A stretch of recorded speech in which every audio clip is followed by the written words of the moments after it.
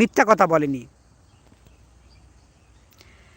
মারিয়া হক লিখছেন, আলহামদুলিল্লাহ দাদা, আপনাদের আল্লাহকেও আমাদের হিন্দু ধর্মে নিরাকার ঈশ্বর বলা হয়েছে না।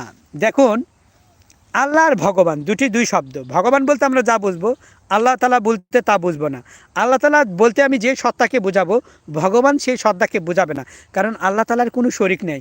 এবং আল্লাহ তালা বলতে গেলে এই সৃষ্টিকর্তার পরিচয় আল্লাহ তালা কোরআনে দিয়েছেন সূরা ইখলাসে, কুলহু আল্লাহু আহাদ, এবং সূরা ফাতিহাতে বলেছেন আল্লাহ তার কাছে আমি কিভাবে মোনাজাত করব।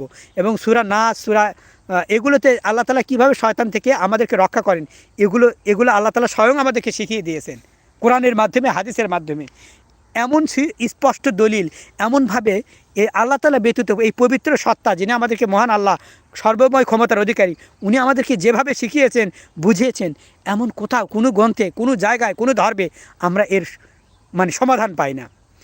ভগবান বলতে যা বোঝাবে, আমি যদি বলি পেঁপে বলতে যা বোঝায় বা আম বলতে যা বোঝায়, দুটা কি এক হলো? কখনোই না। পেঁপা এক জিনিস, আম আরেক জিনিস। ভগবান এক জিনিস, আল্লাহ আরেক জিনিস।